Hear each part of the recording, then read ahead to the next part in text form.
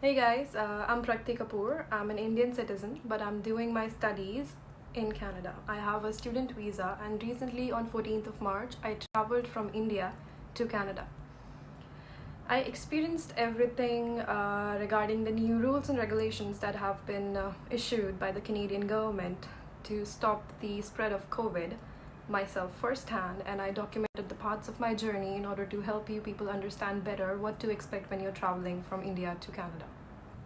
I'm going to start with telling you guys the steps that you need to do before leaving India in order to make it safely to Canada, and also talk about things that you will experience or see when you are traveling from India to Canada, and how to also make it safely here and make it surely here, I guess. So in this video, I'm going to start by telling you guys what you need to do before leaving India, the tests you need to do and other formalities that you need to do, and then the things that you will have to do while you are traveling, or the things that you will experience when you're traveling.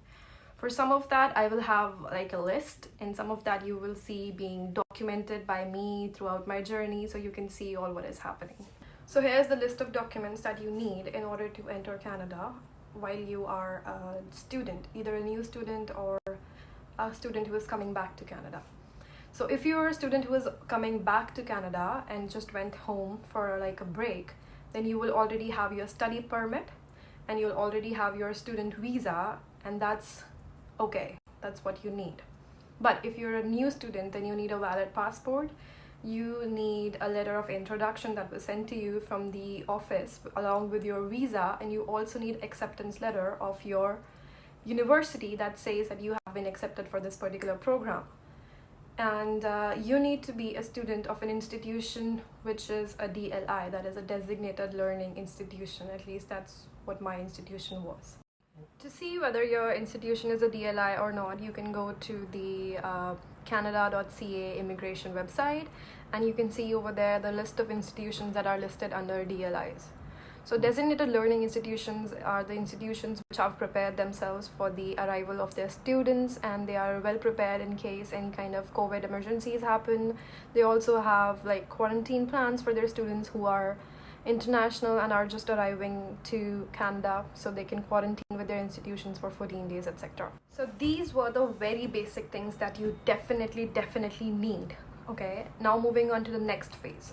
So if you're arriving in Canada, you need to have a set plan for your quarantine of 14 days. Now you can either quarantine with your university, ask them if they have a place or a facility for that, or you can quarantine at any other place. Preferably, it should be a place where no other people are sharing the same washroom as yours and the room as yours or the kitchen as yours, because like there could be some complications if that is happening. So it's better ask your university if they have a place for you to quarantine. That would be the best case scenario, honestly. So after securing a quarantining place for the 14 days, you should now download the ArriveCan app and fill in all the information regarding when are you arriving in Canada, which flight you're using, what is the flight number, where you will be staying once you arrive in Canada, and what is the purpose basically of you to go to Canada during this time. So studying could be one of that. They might also ask you the name of the institution and the name of the program you're going to do there, and also like the time duration that you're planning to stay there for. So do this, submit it, and it will create a code for you, like a transaction code. Save it. It will also be sent to your email ID. Make sure you definitely save it. This is very important. So after doing that, there are two things that are left for you to do. One is for you to book your 3-day mandatory hotel stay, and second is for you to take your COVID test. I know it's kind of a lot of things and it might seem overwhelming, but think of it as a chess game. You just need to take one move at a time. That's what my brother calls it, actually, that you just need to keep clearing one step after another in order to make sure that you do enter Canada. So that's it. Alright, so the two main steps now. You have to take your COVID test 3 days before your departure, that is 72 hours before you fly. The results of your test are valid. Second is you have to book a hotel. A hotel can technically be booked 14 days prior to you flying. But my suggestion is that do not book the hotel till you get your negative COVID result back. Because once the hotel is booked, you cannot cancel it. I mean, you can cancel it, but you will not get any amount of refund back. That is the first thing that you need to know. So wait for your COVID result, get it done like 2 days before leaving, get the result, make sure it's negative, and then book your hotel for the 3-day stay. Alright, so let's take this one step at a time. Your COVID test. You can either call somebody to come at your house and they'll charge up to $1,000 to $2,000 and they will send you your test results positively within the 24 hours. So keep track of the time on when you will need the result and everything like that. Sometimes they send it within the 12 hours too. Your second option is going to a government facility and getting it done from there. There, they will not charge you any amount of money for your COVID test, but you will have to go give the sample and you will have to also go collect your report from there. So it all basically depends on you and how much amount of convenience you want from this. The second thing is the booking of the hotel. So for booking, you need to go to the website where government has mentioned these are the following hotels which are authorized for your quarantine stay. Choose the province that you will be landing in, and under those you will have the list of the hotels. Now these hotels you can either book by calling them, there's a number given, or you can book them online too. Some of the hotels have written in front of them that online booking is available. For me personally, I booked it online. I tried to call them through the phone, but after like 3 hours of hold, nobody picked up, and so I thought I would better do it online. So I booked my hotel, I guess 24 hours before flying, and the rooms were still available, so no issues regarding that. Once you have the hotel booked, you will get a confirmation in your email. Make sure to print it out and keep it with yourself as a proof that you have booked your stay for 3 days at a hotel. For me personally, my hotel costed me $1,070 for 3 days, and they took my debit card for that, but they also, when I checked in, took my credit card for the security purposes, and they took like $100 on hold for the security reasons. So the hotel I am staying at is Crown Plaza. This is my room currently, and yeah, it's Crown Plaza, and it's booked for 3 days, and I have already gotten the results of my COVID test. Well, that's later. So let's again do a checklist of all the things you need to have before flying. This is, make sure that in your folder, and do not put this folder inside your luggage. Put it in your hand baggage, like either in your laptop bag or some other hand baggage like a purse or something, because you will need these documents a lot. So first is your COVID test report, which says negative. Second is your student visa and your study permit if you have it already. If not, then your letter of introduction, and also your acceptance letter from your college, and your confirmation from the hotel that you have booked a mandatory stay over there. These are the mandatory documents that you do need. So now you have the majority of the documents which are really important for you to fly. Not majority, I think all of them. Now you're ready to fly. So after this, the video will have a couple of videos that I documented while I was going through those transactions at the airport, like, security check-ins, boardings, what you can expect, what to do next. So one of my advices is definitely arrive at the airport 4 hours early. My uncle, actually, my mamu told me to do that, and I was like, why? It's COVID, nobody would be there, and why do I need to do that? But then I got inside and it was crazy, the amounts of checks that were there in place, which never used to happen before. So yeah, do arrive early as soon as possible if you want to catch your flight on time. And now on to the videos that I have documented for you guys to see.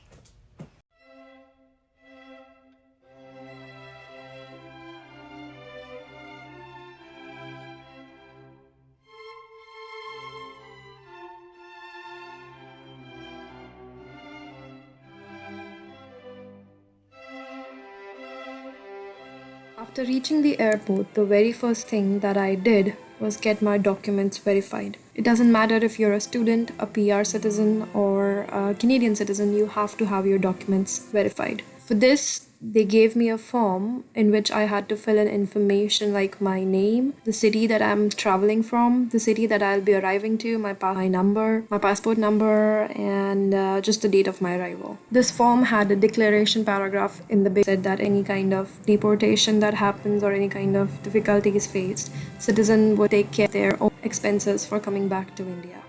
For verifications of the documents, you have to be connected to either a data network or Wi-Fi. If you are like me and you do not have an Indian SIM in your phone at that time, then you might want to run to the information kiosk to enter the Wi-Fi information in your phone. Once I was connected to the internet, I had to show them the schedule for my classes after logging into my university's portal. They want to see that you are enrolled for the semester that you are going forward to study in Canada.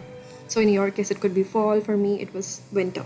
Once they check that, they ask for my COVID result, which has to show that it is negative. They also asked for my study permit, my student visa, which was on my passport, and also asked for some kind of guarantee that I am a student at Brock currently. So for me, I had this letter which said that I'm going to be staying with Brock while I'm quarantining for 14 days, which had a date on it, February 14th. So all these documents were enough for verifying, and then they did a signature on my declaration form, and then I took that declaration form onwards.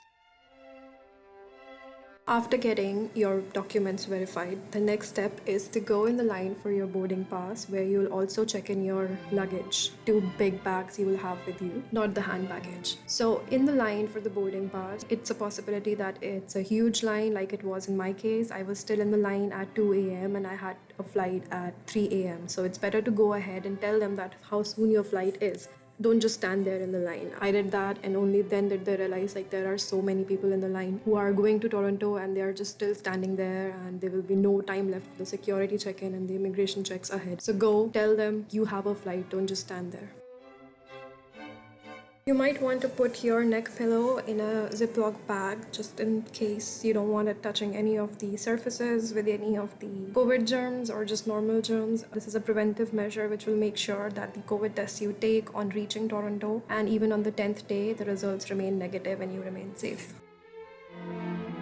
Next is the international flyers passport check. For everybody who is flying outside of India, they check in when you entered India and where are you going to, and if all the documents are verified or not, and they also check whether your COVID test is negative or not. They then take your picture and then they allow you to leave and go for the security check-in.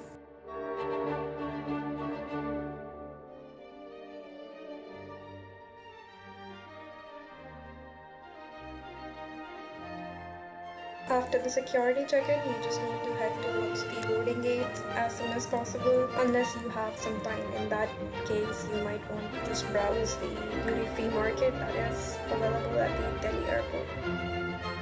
On reaching the boarding gate, you'll again have to show your passport and your negative COVID report. After that, you can get in the line for the boarding, where you'll get your mask and your shields. And if you are somebody who would be sitting between the 2 people, then you'll also get your PPE kit.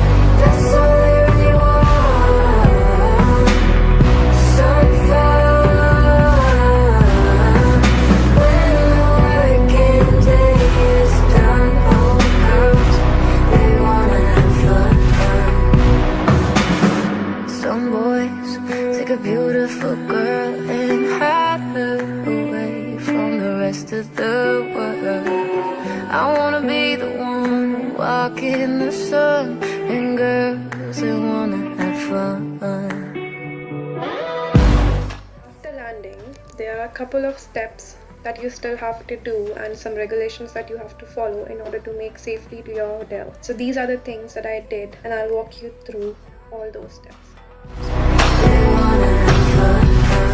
So after leaving the plane and walking for like some 5 minutes, I came across these signs. We had to scan these signs in order to register with this company called Switch Health, who are responsible for your COVID tests. So just fill in the information that you'll find on following this link and register yourself on the Switch Health app. Get yourself a username and password, and just keep the email in your email box of the registration. You'll need it when you're about to get your COVID test done.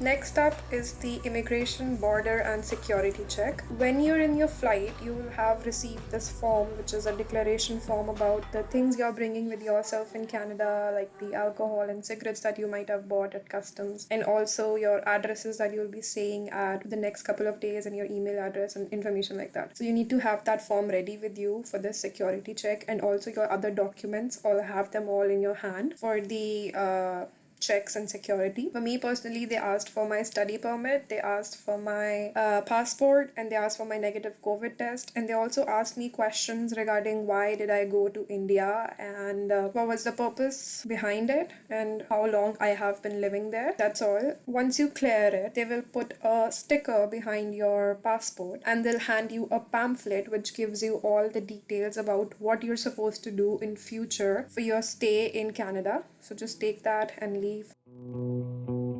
Next, you'll head towards the belt to get your checked in luggage, and after that you'll exit this area by showing the sticker behind your passport. Come home in the morning like my mother says, when you gonna live your life right? Oh mother dear, we're not the fortunate ones, and girls, they wanna have fun. The next step was the COVID test. The people who had already registered for the Switch Health just had to show the email confirmation, and they were sent to a separate line from the people who had not registered for the app. So just do that. It makes things easier. You'll get a COVID kit. You need to take that kit to the nurse. She'll do a test on you, and that's it. You're free to go from there.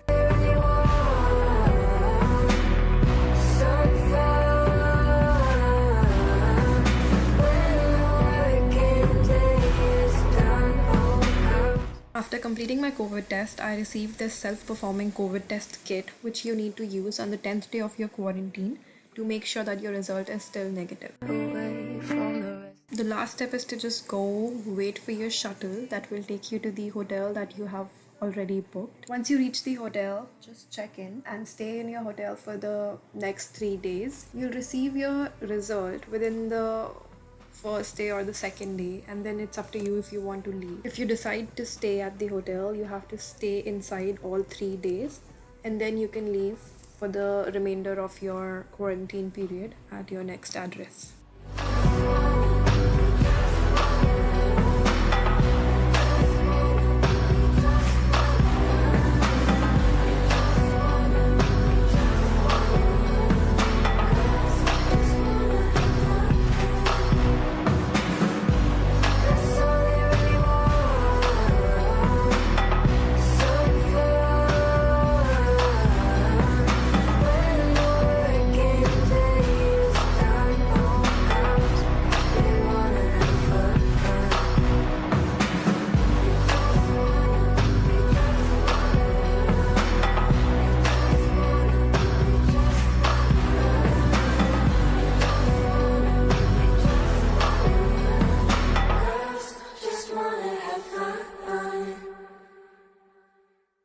Thank you for watching, guys. I hope this helps in any way possible. This is my first YouTube video, so if you liked it, please give a thumbs up and subscribe if you want to see any more helpful content in future. Thank you so much. Okay, bye-bye.